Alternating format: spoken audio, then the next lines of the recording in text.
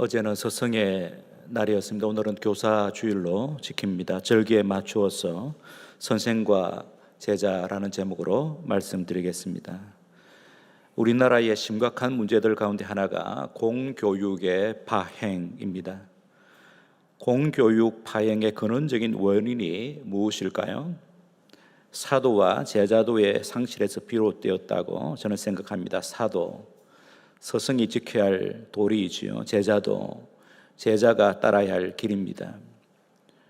그러므로 공교육의 회복을 위해서 사도와 제자도의 회복이 급선무라고 하겠습니다. 신앙세계에서도 마찬가지입니다. 영적 지도력과 제자도가 교회 안에서 바르게 회복되어야 교회의 건강한 미래가 보장된다고 할 수 있습니다. 오늘 본문을 통해 생각하려고 하는 주제도 영적 지도력의 개선과 제자도입니다. 엘리야와 엘리사가 오늘 본문의 중심 인물입니다. 이 둘은 선생과 제자 사이입니다. 선생이 해야 할 일이 있고 제자가 해야 할 일이 있지요. 먼저 선생인 엘리야가 한 일을 살펴보겠습니다. 엘리야는 자기가 곧 역사의 무대 뒤로 사라져야 함을 알았습니다. 하나님께서 허락하신 사역의 때가 끝났기 때문입니다. 그래서 엘리야는 자기가 해야 할 마지막 일을 하고 있습니다. 그것이 다름 아닌 지도력의 이양이었습니다. 하나님께서는 몇 년 전에 엘리야에게 사역을 마무리하라고 말씀하셨습니다. 그 중 하나가 엘리사를 제자로 세우는 것이었습니다. 하나님께서 엘리야에게 말씀하셨습니다. 엘리사에게 기름을 부어 너를 대신하여 선지자가 되게 하라. 열왕기상 19장 16절에 나와 있습니다. 너가 할 일은 끝났으니 이제 선지자직을 엘리사에게 이양하고 물러나라는 말씀이었습니다. 엘리야는 하나님의 말씀에 즉시 순종하여 엘리사를 후계자로 삼았습니다. 그 당시 엘리야에게는 많은 제자들이 있었습니다. 엘리야가 운영하던 선지 학교의 생도들이었는데 하나님께서는 그 생도들 가운데 엘리야의 후계자를 선택하지 않으셨습니다. 평범하게 농사 일을 하고 있던 엘리사를 후계자로 지명했습니다. 지명받은 엘리사는 즉시 엘리야의 뒤를 쫓았습니다. 몇 년의 시간이 흘렀습니다. 오늘 본문에서 우리가 읽은 대로 엘리야는 엘리사에게 선지자직을 물려주고 하늘로 올라갔습니다. 여기서 우리는 하나님의 일꾼들의 최종 목적이 무엇인지 잘 가르쳐 줍니다. 그것은 제자를 길러내는 것입니다. 선생의 가장 중요한 사명은 제자를 길러내는 것입니다. 선생의 최고 보람은 자기보다 더 나은 제자들을 보는 것입니다. 선생의 최고 소망은 제자들을 통해 열리게 될 새로운 미래를 기대하는 것입니다. 선생이 제자들을 위해 궁극적으로 해야 할 일은 제자들에게 모든 것을 다 맡기고 조용히 사라지는 것입니다. 후배와 제자들이 전면에 나서서 일하도록 기꺼이 자리를 내어주고 물러나는 것이 선생의 아름다운 모습입니다. 우리나라는 이게 잘 안 되는 것 같습니다. 한번 자리에 앉으면 그 자리에서 내려오지 않으려고 합니다. 여러 가지 편법을 써서 자기의 영향력을 계속 행사하려고 합니다. 이처럼 욕심을 버리지 못하는 지도자는 못난 지도자입니다. 과욕은 분별력과 통찰력을 막아 우둔한 자가 되게 합니다. 자기가 아니면 안 된다고 생각하고 자리에서 내려오지 않으려고 발부둥치는 지도자는 결국 불명예스럽게 쫓겨나고야 맙니다. 이것을 역사는 숱하게 실증으로 보여주었습니다. 과욕을 부리는 선생이나 선배나 지도자가 말하면 그 집단의 역사는 후퇴하고 맙니다. 오래전에 산을 잘 타는 교수와 함께 등반을 했습니다. 그 교수는 이런 말을 했습니다. 산 정상에 오르면 이내 내려와야 하는 법이라고 말했습니다. 뒷사람을 위해서 정상의 자리를 빨리 내어줘야 하는 것이 산을 살아가는 사람들의 도리라고 했습니다. 예수님께서 가장 심혈을 기울여 하신 일도 제자 훈련이었는데 3년간 그 일을 하시고는 제자들에게 남은 일을 맡기고 하늘로 훌쩍 떠나가셨습니다. 예수님께서 제자들 옆에 계속 계셨다고 한다면 제자들의 사역은 심히 위축되었을 것입니다. 늘 예수님의 결제를 받으려고 했을 것입니다. 조금만 어려움에 부딪혀도 예수님께 달려가 도와달라고 외쳤을 것입니다. 그러나 예수님께서 떠나셨기 때문에 제자들의 믿음이 도약했습니다. 안전뱅이를 향해 일어나라고 했습니다. 핍박이 몰려와도 뒤로 물러서지 않았습니다. 자리에 바른 신앙이 무엇인지 체득하게 되었습니다. 결국 그들도 예수님처럼 제자 삼는 사역자가 되었습니다. 재생산하는 제자가 된 것이지요. 더욱이 그들은 주님께서 명하시면 언제든지 떠날 준비가 되어 있었습니다. 그럴 수 있었던 것은 내일을 위해 자신의 몸을 드리기로 헌신한 젊은 제자들이 바통을 이어받고자 기다리고 있었기 때문입니다. 성도 여러분, 요즘 왜 우리나라의 가정마다 허약해져 갈까요? 부모들이 자녀의 올바른 교육에 관심을 두지 않고 있기 때문입니다. 대부분의 남편들은 가정일에 별 관심이 없습니다. 직장에서 살아남기 위하여 정신이 없습니다. 아내들도 자녀들의 학업에만 온통 매달려 있습니다. 이런 상황에서 자녀들의 올바른 성장을 기대하기는 아주 어렵습니다. 그러니 가정이 허약해지는 것은 당연하다고 할 수 있겠습니다. 왜 한국 교회가 지금 휘청거리고 있을까요? 신앙교육이 제대로 안 되고 있기 때문입니다. 이런 상태로 지난 20년, 30년을 지나왔기 때문에 이제 그 쓴 열매를 우리가 따먹고 있는 것이죠. 나라와 가정은 물론 교회를 살리는 길은 사람을 길러내는 데 있습니다. 하나님의 말씀을 어린이들과 젊은이들과 부모들에게 바르게 가르치지 않으면서 교회의 건강한 미래를 꿈꾸는 것은 모래 위에 집을 짓는 것과 다름이 없습니다. 높이 지으면 지을수록 더 심하게 무너질 것이겠지요. 부모의 최대 관심사는 자녀를 훌륭하게 키우는 것입니다. 교회의 최대 관심사도 신실한 하나님의 일꾼을 양성하는 데 있습니다. 그렇다면 가정과 교회는 사람을 살리고 사람을 세우는 데 주력해야 합니다. 우리가 하나님 앞에 섰을 때 하나님께서 우리에게 이렇게 물으실 것입니다. 너는 누구를 세우고 왔느냐? 나의 일을 누구에게 맡기고 왔느냐? 너를 계승하여 지금 누가 내 일을 하고 있는가? 이런 질문을 하지 않겠습니까? 하나님께서는 빌리 그레암 목사 같은 위대한 전도자를 칭찬하시겠지만 그건 못지않게 빌리 그레암을 하나님의 사람으로 세웠던 무명의 일꾼들을 칭찬하지 않으시겠습니까? 엘리야의 최종적인 사역 가운데 하나가 엘리사를 선생으로 세우는 것이었습니다. 이것은 우리의 궁극적인 관심사가 하나님의 일꾼을 세우는 데 있어야 함을 말씀하는 것입니다. 우리의 목표를 재조정하라라는 뜻의 말씀입니다. 여러분은 주님의 제자입니까? 그러면 반드시 또 다른 주님의 제자를 길러내어야 합니다. 재생산하는 제자만이 성숙한 제자입니다. 이것이 제자의 고상한 목표입니다. 여러분에게 질문합니다. 여러분은 또 다른 제자를 세우는 성숙한 제자입니까? 이것이 엘리야에게서 배우는 제자도입니다. 이제 엘리야의 제자였던 엘리사를 보면서 성숙한 제자상을 다른 측면에서 생각해 보려고 합니다. 두 가지만 생각하겠습니다. 첫째는 성숙한 제자는 자기가 일해야 할 때 뒤로 물러서지 않고 용기 있게 헌신하는 자입니다. 자기가 일해야 할 때 뒤로 물러서지 않고 용기 있게 헌신하는 자가 성숙한 제자입니다.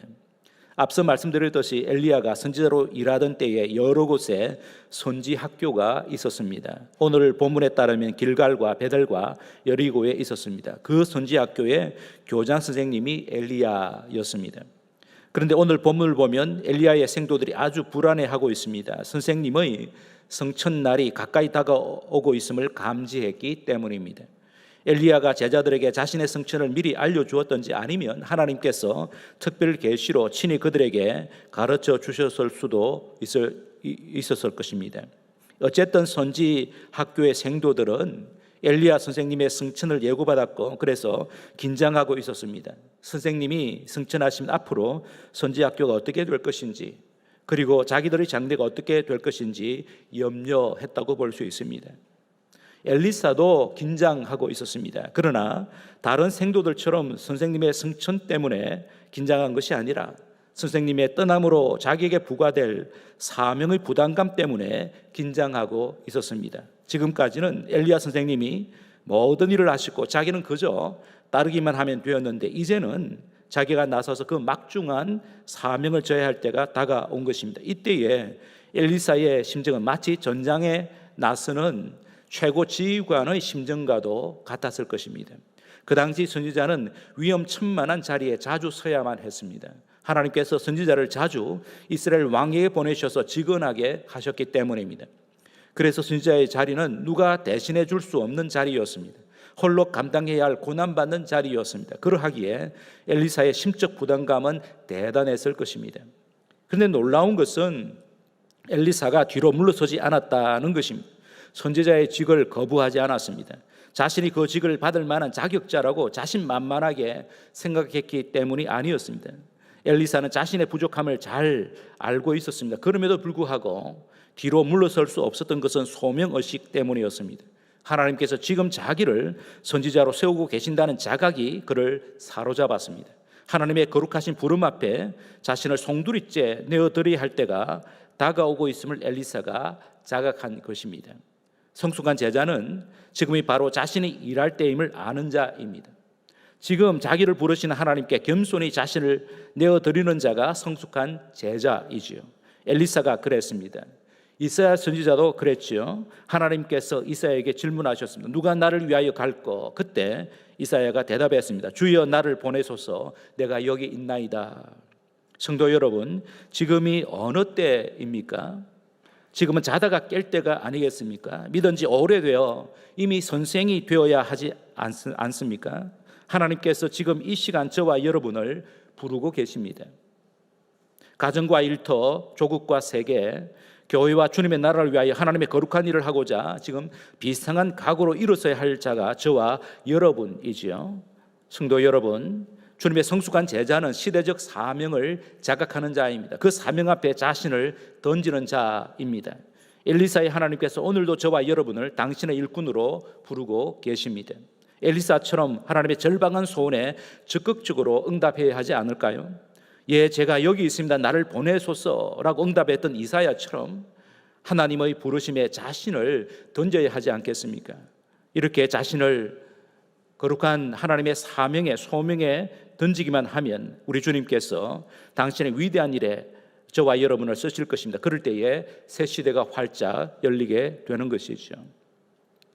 성숙한 제자는 누구입니까? 둘째는 사명 완수를 위해 자기에게 우선적으로 필요한 것이 무엇인지 아는 자가 성숙한 제자입니다. 다시 말씀드립니다.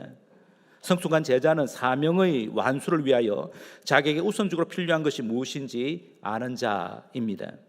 오늘 본문의 얘기는 엘리야가 자신이 일했던 선지 학교를 마지막으로 둘러보고 있는 장면을 묘사하고 있습니다. 길갈에서 베델로 그리고 여리고로 이동했습니다. 이동할 때마다 엘리사에게 자기를 따라오지 말고 그곳에 머물라라고 했습니다. 그러나 엘리사는 마지막까지 엘리야를 뒤쫓아왔습니다. 다른 생도들은 우왕좌왕했습니다. 그러나 엘리사는 단순한 마음으로 엘리야를 끈질기게 뒤쫓아왔습니다. 엘리야는 자기를 뒤쫓고 있는 엘리사의 열망을 읽었습니다. 요단강을 갈라 건넌 후 엘리야는 엘리사에게 물었습니다. 너의 소원이 무엇이냐? 내게 바라는 것이 무엇이냐? 라고 질문합니다. 9절이죠. 엘리사는 기다렸다는 듯이 대답합니다. 준비된 대답이었습니다. 선생님, 당신의 성령이 하시는 역사가 갑절이나 제게 있기를 원합니다. 역시 9절 하반절입니다. 여기 갑절이라는 단어는 유산 분배와 관련이 있습니다. 이스라엘 가정에서 아버지의 유산을 자녀들에게 분배할 때 장자에게는 다른 자녀들이 받는 유산의 2배가 할당되었습니다. 그러므로 갑절의 성령의 능력을 달라는 요청은 영적으로 장자의 복을 달라는 뜻입니다. 다시 말해서 선생님의 영성을 그대로 담고 싶다는 것입니다. 엘리사가 엘리야의 뒤를 끝까지 쫓아내는 이유가 있었던 것이죠. 선생님이 떠나시기 전에 선생님으로부터 전수받고 싶은 것이 있었기 때문입니다. 그것이 바로 선생님의 영적인 능력이었습니다.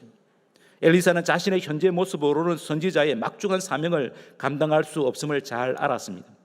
엘리사에게 절실하게 필요했던 것은 엘리야 선생님이 가지고 있었던 영적인 능력이었습니다. 그 영적인 능력은 금방 목격했던 요단강을 가르는 능력이었습니다.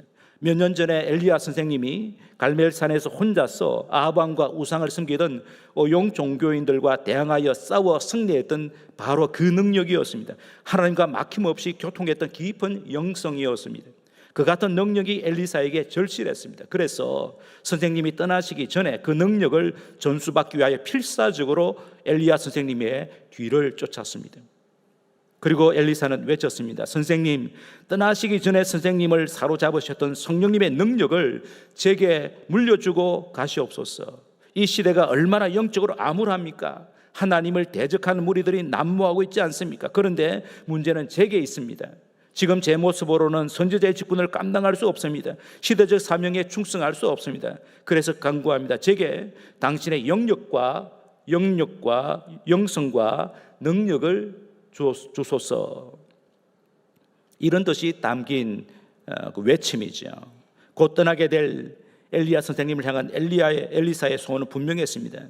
선생님을 꼭 닮은 능력 있는 하나님의 일꾼이 되고 싶습니다. 하나님의 능력, 성령의 충만에 사로잡힌 사람이 되고 싶습니다. 그래야 이 시대를 위해 일할 수 있지 않겠습니까? 그래야 영적으로 심히 어두운 이 땅을 변화시킬 수 있지 않겠습니까? 라는 외침입니다. 이 담대한 청문을 듣고는 엘리야는 심정이 후련해졌습니다. 하나님께서 지금 열어젖히고 계시는 새로운 시대를 본 것입니다. 이제 자신은 사라져야 할 때가 되었음을 알았습니다. 자기보다 더 나은 하나님의 일꾼이 준비되었기 때문입니다. 이 한 사람 엘리사에게 모든 일을 맡기고 자신은 가벼운 마음으로 하나님께 올라갈 준비가 되어 있었습니다.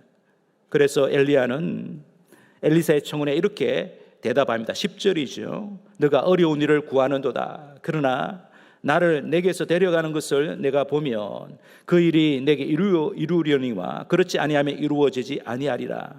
엘리야의 이 대답은 애매모호한 대답이 아닙니다. 확신에 찬 대답입니다. 엘리사의 청혼대로 엘리사를 기꺼이 축복한 것이죠.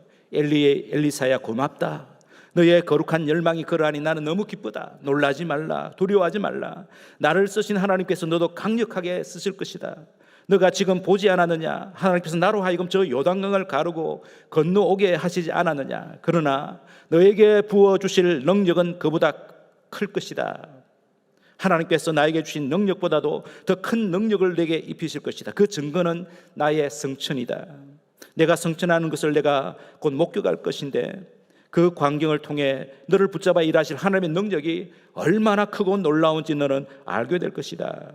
이런 뜻이 담겨 있는 대답입니다. 엘리사가 목도한 하나님의 능력을 보십시오. 11절입니다. 두 사람이 길을 가며 말하더니 불수레와 불말들이 두 사람을 갈라놓고 엘리야가 회오리 바람으로 하늘로 올라가더라. 바로 그 능력으로 엘리사는 하나님을 위하여 일하게 될 것입니다. 성도 여러분, 지금 여러분의 열망은 무엇입니까? 엘리사처럼 거침없이 청혼할 소원이 있습니까? 하나님께서는 지금 이 시간 우리를 향해서도 최고의 소원 하나를 말하라고 하십니다. 그 소원에 응답하시겠다고 하시죠. 여러분의 최고 소원이 무엇입니까? 여기 엘리사처럼 거침없이 내놓을 거룩한 소원을 가지고 있습니까? 하나님, 당신의 능력 있는 일꾼이 되고 싶습니다.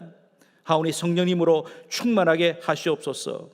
이것이 저와 여러분의 최고 소원이 되어야 하지 않겠습니까?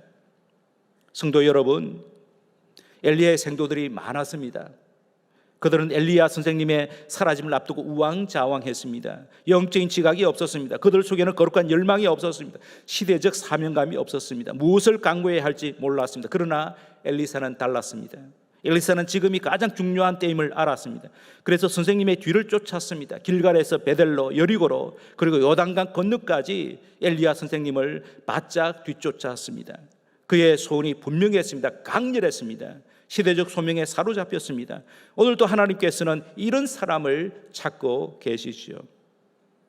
오늘이 어떤 때입니까? 이 시대가 경제적으로 얼마나 어려운가, 코로나로 얼마나 위축되었는가, 영적으로 얼마나 어두워졌는가 하는 것은 그리 중요하지 않습니다. 시대적 중요한 것은 하나님께서 이 시대를 우리에게 맡기셨다는 것입니다. 시대적 소명에 눈을 뜨는 것이 우리의 급선무입니다.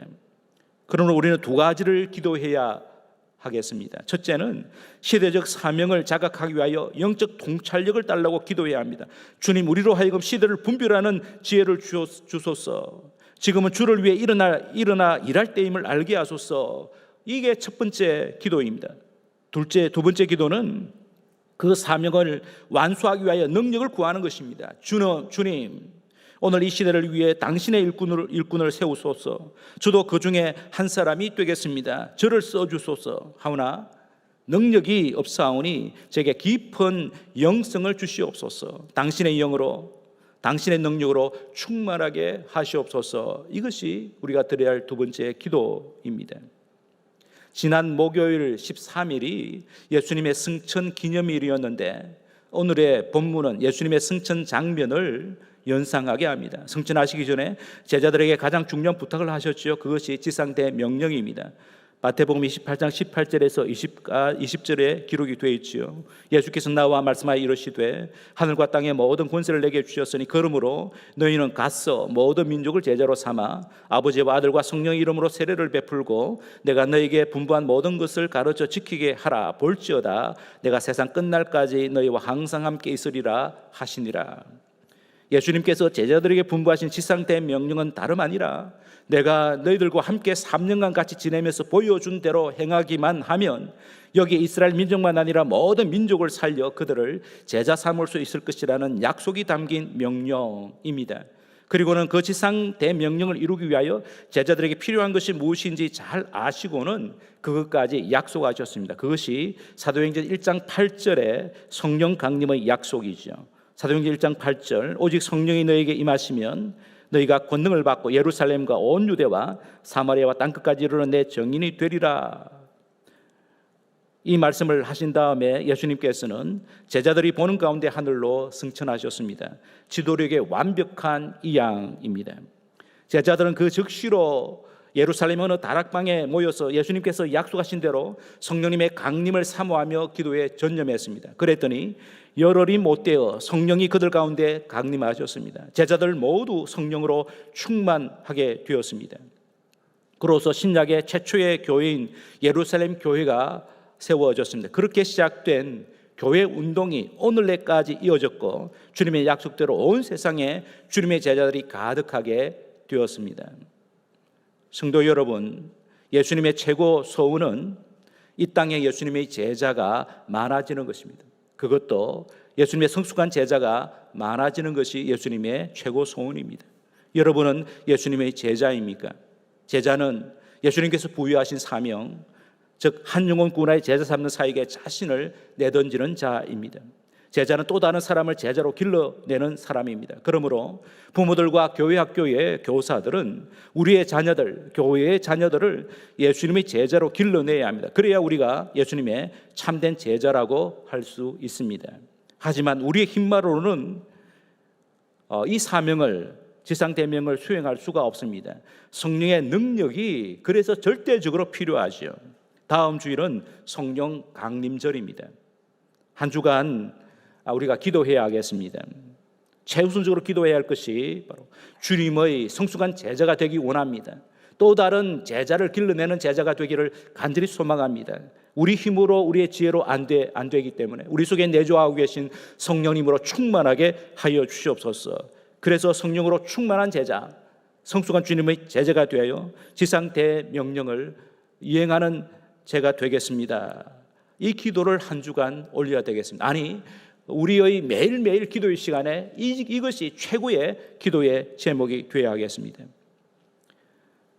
다음 절 성령 강림절에 1일 부흥회를 합니다. 코로나 비상 시기이지만 정말 우리에게 필요한 것은 영적인 갱신과 부흥 아니겠습니까? 그래서 1일 부흥회를 열기로 하였습니다. 안용훈 목사님 사역을 잘 하셨습니다. 지금은 은퇴하셨지만 사역하시는 동안에 성령의 역사를 간절히 사모하고 그렇게 성령에 관하여서 또 많이 설교도 하시고 가르치고 모범을 보여주셨던 좋은 선배 목사님이십니다.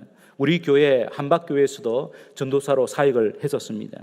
오셔서 설교할 주제도 성령에 관한 주제입니다. 성령의 충만에 관한 설교를 하시게 되겠습니다. 기대하는 마음으로 한 주 동안 잘 준비해서 저희들이 다음 주일에 함께 모여서 은혜를 받아야 되겠습니다. 또 집에서 또 예배하는 이들도 정말로 사모하는 마음으로 오전 예배, 저녁 예배에 우리의 마음을 드리고 이 시대의 사명자로 헌신해야 하겠습니다. 참된 제자는 엘리사처럼 깊은 영성을 갈구하는 사람입니다. 성령의 충만을 갈망하는 사람이죠. 저와 여러분 모두 성령님으로 충만하여서 예수님의 참된 제자로 헌신하는 저와 여러분 되시기를 주님의 이름으로 축복합니다. 말씀을 생각하시면서 우리 함께 기도하겠습니다. 하나님, 저희들을 주님의 제자로 삼아주셔서 감사합니다. 그냥 주님의 제자가 아니라 성숙한 주님의 제자가 되게 하여 주시옵소서. 그러기 위하여서 시대적 사명에 눈뜨게 하시고 시대적 사명을 완수하기 위하여 성령으로 충만하게 하여 주시옵소서. 그래서 우리의 자녀들, 교회의 다음 세대들을 하나님의 거룩한 자녀들로, 제자들로, 예수님의 제자들로 세워가는 일에 우리가 함께 동력하게 하여 주시옵소서. 서로 축복하면서 기도하겠습니다.